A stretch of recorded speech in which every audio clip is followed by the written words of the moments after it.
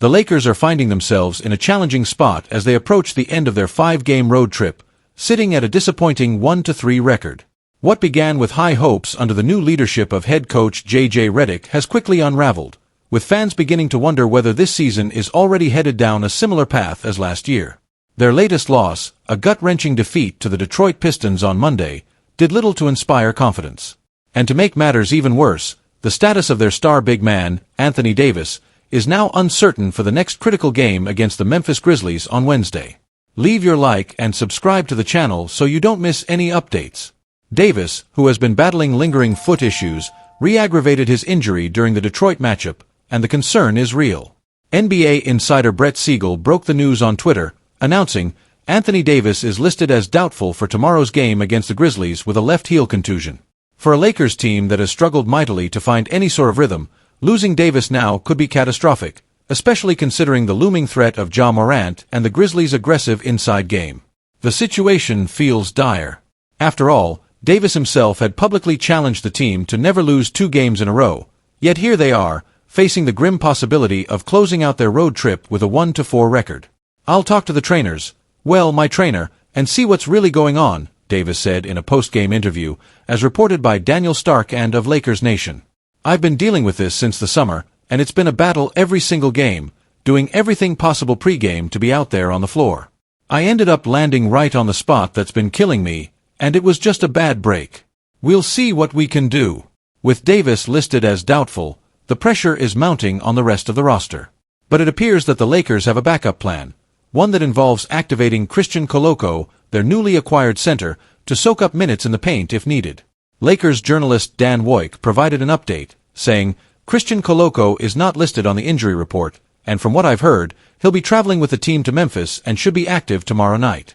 It's a small sliver of hope for Lakers fans, but it remains to be seen whether Koloko, a relative newcomer, can make a meaningful impact against a strong Memphis frontcourt. Reflecting on Monday's loss to Detroit, it's clear the Lakers have serious issues to address. The Pistons guards completely overwhelmed them, with Cade Cunningham putting on a show by recording a triple-double. 17 points, 11 rebounds, and 11 assists. Not to be outdone, Jaden Ivey lit up the scoreboard with an impressive 26 points. The Lakers' defense, which looked utterly disorganized, allowed Detroit to control the pace and dictate terms. It wasn't just about missed assignments or defensive lapses, it was about the total lack of cohesion. This is particularly concerning when you consider the caliber of opponent they're about to face. Ja Morant presents an even greater threat than Cunningham, with his explosiveness, creativity, and ability to attack the rim relentlessly. Morant has a reputation for turning ordinary games into highlight reels, and if the Lakers can't find a way to contain him, it could spell disaster. Moreover, without Davis anchoring the defense, the Lakers' paint presence will be severely compromised. The team is already weary from the road, and fatigue is a factor that cannot be overlooked. The last thing they need is to be run ragged by one of the league's most dynamic point guards. The stakes are incredibly high, and for Lakers fans, this all feels uncomfortably familiar. It's as if the team is trapped in a never-ending cycle of unmet expectations and unfulfilled potential. The road trip was supposed to be an opportunity to build momentum and establish themselves as serious contenders. Instead, it's been a harsh reminder of their vulnerabilities. The lone bright spot was a victory over the Toronto Raptors, but that feels like a distant memory after the team's lackluster performance in Detroit. One of the most glaring issues has been the bench's inability to contribute meaningfully. Against the Pistons, only rookies Dalton Knecht and Jackson Hayes managed to score off the bench, combining for a meager 10 points. This lack of production puts immense pressure on the starters to carry the load, and that's not a sustainable formula for success. The Lakers have often struggled with depth, and it's a problem that continues to haunt them. If they hope to turn things around, they'll need more from their role players. Coach J.J. Redick is facing his first major test as the Lakers' new leader. The honeymoon period is officially over, and now, all eyes are on how he'll respond to this adversity. Can he rally his players, make the necessary adjustments, and find a way to grind out a win in Memphis? Or will the Lakers limp back to Los Angeles, having squandered a crucial early-season opportunity? There's also the mental aspect to consider. Losing wears on a team's confidence, and with each defeat, the pressure only builds. The Lakers can't afford to let this rough start snowball into a full-blown crisis. They need to dig deep, find a spark, and fight for every possession. For Lakers fans, Wednesday's game will be a true litmus test. Can the team show resilience, or are we witnessing the beginning of another turbulent season? The potential absence of Anthony Davis looms large, but great teams find a way to persevere, even when the odds are stacked against them. One thing is certain: the Lakers need to figure things out quickly, or this road trip could be the start of a very long and frustrating journey. The Los Angeles Lakers stirred up quite a bit of conversation on Thursday with a surprising announcement. They will not be exercising the third-year rookie option for guard Jalen Hood-Schifino, a move that comes with financial implications. This option, which would have cost the Lakers $4 million for the upcoming season, has been declined, leaving many fans and analysts puzzled about what this decision means for both the team and the young player. Jalen Hood-Schifino has yet to find his rhythm in the NBA. Drafted with high hopes and expectations, he has struggled to make a meaningful impact at the top level of professional basketball. By declining this option, the Lakers are setting him up to become an unrestricted free agent in 2025, providing the franchise with more flexibility in their roster decisions. This flexibility will be crucial as they look to manage a tight salary cap heading into the next offseason. Currently, the Lakers are projected to be over the salary cap, so making difficult choices like this one is becoming a necessity. However, just because the Lakers are choosing not to commit to Hood-Schifino's third year doesn't mean they are entirely giving up on him. At least, that's what head coach J.J. Redick emphasized when speaking to reporters, including Jovan Buha of The Athletic. Redick took the opportunity to clarify the rationale behind the move, aiming to reassure those who still believe in Hood-Schifino's potential. "Look, this decision was all about maintaining flexibility while still keeping Jalen in our plans," Redick explained. "We see a future for him if he continues to develop, but right now, we have to make choices that give us the best chance to compete." The decision has fueled speculation about a potential trade involving Hood-Schifino, a possibility that has only grown stronger now that his future with the Lakers is less certain. With the Lakers declining his option, his trade value may even see a boost, as teams could look at him as a young asset with untapped potential. Jake Fisher of Bleacher Report has reported that several franchises may already have an interest in acquiring him, and these reports have given fans a lot to talk about. "He's expected to spend significant time in the G League this year," Fisher said, "where he'll get plenty of opportunities to prove himself. The G League Showcase in Orlando this December will be a critical moment for him. It's a chance to perform in front of executives and scouts from across the NBA. Atlanta, for example, had shown interest in him during last year's trade talks involving DeJounte Murray. Utah is another team that seems to have an eye on him.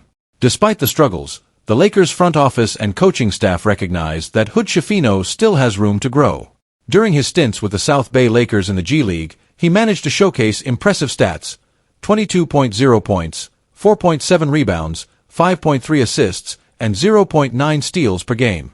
These numbers indicate that he has potential, at least at the developmental level. But translating those performances to the NBA has proven difficult. In 21 games with the Lakers, Hood-Schifino has averaged just 1.6 points, 0.6 rebounds, and 0.4 assists per game. His struggles highlight a challenge that many young players face: turning G League success into NBA consistency. So, what's next for Jalen Hood-Schifino? The path forward is far from certain. While his time in the NBA has been underwhelming so far, the Lakers are hopeful that additional development opportunities can help him evolve into a more impactful player. Yet, with mounting pressure and high expectations, the journey won't be easy. The reality stings even more when you look at some of the players drafted after Hood-Schifino in the 2023 NBA Draft. Players like Jamie Jaquez Jr., Brandon Podziemski, and Cam Whitmore have already made significant strides and are contributing positively to their respective teams. Seeing these players thrive only adds to the scrutiny surrounding Hood-Schifino and the Lakers' decision to draft him. Coach Redick has stressed the importance of patience, but he's also been clear about the need for Hood-Schifino to step up. "We're not giving up on him," Redick reiterated. "But in this league, it's all about seizing your opportunities. He knows that, and we believe he can rise to the challenge." Meanwhile, the Lakers are preparing for what will be a crucial season. With big expectations and a roster filled with veteran talent aiming for a deep playoff run, they can't afford to take risks that might jeopardize their championship window. The pressure to win is immense, and every roster spot and financial decision must be scrutinized. Hood-Schifino's journey now shifts to proving himself, potentially in the G League and beyond. The upcoming showcase in Orlando will be a pivotal moment, not just for him but for the Lakers and any potential suitors. Scouts from across the league will be watching to see if he can stand out and make a case for himself. In the end, while the Lakers' decision to decline his option reflects a lack of immediate faith, it's also a calculated gamble. Hood-Schifino still has supporters within the organization who see a future where he could become a contributor. The question remains, will he seize this moment and fulfill his potential, or will he become another what-if story in the NBA? Only time will tell.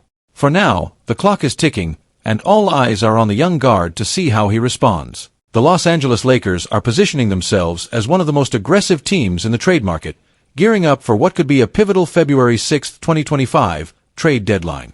With powerhouse teams like the Dallas Mavericks, Oklahoma City Thunder, and Denver Nuggets standing tall in the fiercely competitive Western Conference, the Lakers recognize that they need significant roster enhancements to reclaim their status as legitimate title contenders. This is a position they haven't reached since their deep playoff run to the Western Conference Finals in 2023. Fran Leva from Fadeaway World has crafted a potential blockbuster four-team trade scenario that has the potential to reshape the Lakers' future. According to his proposal, the Lakers would part ways with a significant portion of their current roster, including D'Angelo Russell, Rui Hachimura, Jared Vanderbilt, and Gabe Vincent, alongside some valuable future first-round picks. In exchange, they would acquire much-needed defensive reinforcements who are also proficient three-point shooters, exactly what the team needs to balance their lineup around superstars LeBron James and Anthony Davis. Here is a breakdown of the trade proposal. Lakers would acquire Cameron Johnson, Myles Turner, and Dennis Schroeder. Pacers would receive Jared Vanderbilt, Jonas Valanciunas, and the Lakers' 2029 first-round draft pick. Nets would get D'Angelo Russell, Rui Hachimura, and the Lakers' 2031 first-round draft pick. Wizards would pick up Gabe Vincent, the Clippers' 2025 second-round pick, and the Lakers' 2025 second-round pick. Cameron Johnson and Myles Turner have been rumored as Lakers targets in the past, signaling that the team's interest in them is nothing new. Both players are known for their defensive prowess and shooting ability, two attributes the Lakers desperately need. Dennis Schroeder, on the other hand, is a familiar face who previously donned the Lakers jersey. Having played 2 full seasons with the team in 2020-21 and 2022-23, Schroeder knows the ins and outs of playing alongside LeBron James and Anthony Davis. He has also been on a tear recently, delivering standout performances in the Paris 2024 Olympics and contributing to a strong start for the Brooklyn Nets in the 2024-25 NBA season. Schroeder's return could provide the Lakers with a reliable option at point guard, whether as a starter or coming off the bench to back up Austin Reeves. Meanwhile, Cameron Johnson would fill a crucial role as a wing defender and three-point shooter, and Myles Turner would be an ideal frontcourt partner for Anthony Davis. Turner's ability to protect the rim and space the floor with his shooting would give Davis the freedom to dominate without the physical toll of playing center, a position he has been reluctant to embrace fully. Leva elaborated on how Myles Turner's defensive capabilities could be transformative for the Lakers. Turner brings elite shot blocking and defensive versatility, Leva wrote. He's averaging 14.4 points, 5.8 rebounds, and 1.8 blocks per game. Not only can he guard the paint, but he can also step out and defend smaller players while being a threat from three-point range. Imagine a Lakers defense anchored by both Davis and Turner. Opposing offenses would face an absolute nightmare. This trade proposal, while promising, raises a critical question. Will the Lakers be willing to trade D'Angelo Russell, even though head coach J.J. Redick has been a strong supporter of the 28-year-old guard? Russell's relationship with the Lakers has certainly had its highs and lows. Drafted second overall by the Lakers in 2015, Russell's first stint in Los Angeles ended when he was traded to the Brooklyn Nets in 2017. However, he made his way back to the Lakers in 2022, coming over from the Minnesota Timberwolves. Since then, Russell has had moments of brilliance, such as breaking the Lakers' franchise record for most three-pointers in a single season. Yet, his inconsistency, especially in critical playoff matchups, has left fans and analysts questioning whether he is the right fit for a team with championship aspirations. His struggles were particularly evident in back-to-back playoff series losses to the Denver Nuggets in 2023 and 2024. Despite these doubts, head coach J.J. Redick has publicly backed Russell, emphasizing his potential to have a career-defining season in 2024-25.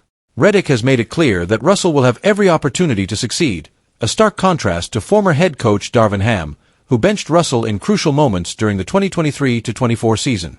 Redick's approach aims to unlock the best version of Russell, with the hope that he can be a difference-maker for the team. Before the season began, Redick shared his thoughts on Russell's role and the conversations they've had. "We've been focusing on setting him up for a career year," Redick stated on September 25th. "He's an essential piece of this roster. His mentality, energy, and the leadership he's shown have been incredible. The conversations we've had have been all about positioning him to succeed. He's in a fantastic place as we head into training camp." The Lakers are at a crossroads. With LeBron James nearing the twilight of his career, the window to contend for a championship is narrowing. Every move they make will be scrutinized, and there's little room for error. If the front office decides to stick with Russell and he fails to deliver in crucial moments again, it could spell disaster. On the flip side, moving him in a trade of this magnitude could revamp the team and give them the depth and defensive firepower needed to compete in a loaded Western Conference. Dennis Schroeder, with his familiarity with the Lakers system and proven ability to thrive in big moments, could be a seamless fit. His performance in the Paris 2024 Olympics, where he led his team with exceptional playmaking and clutch scoring, only adds to his appeal. Meanwhile, Myles Turner's rim protection and ability to hit from beyond the arc could elevate the Lakers' defense to elite status, making them a daunting matchup for any opponent. As the trade deadline approaches, the pressure is mounting. The Lakers have some tough decisions to make, and their fanbase is eagerly awaiting to see how it all unfolds. Will they make a bold move to bolster their championship hopes, or will they hold steady and hope for internal improvement? One thing is certain, the stakes have never been higher. The clock is ticking, and the fate of the Lakers' season hangs in the balance.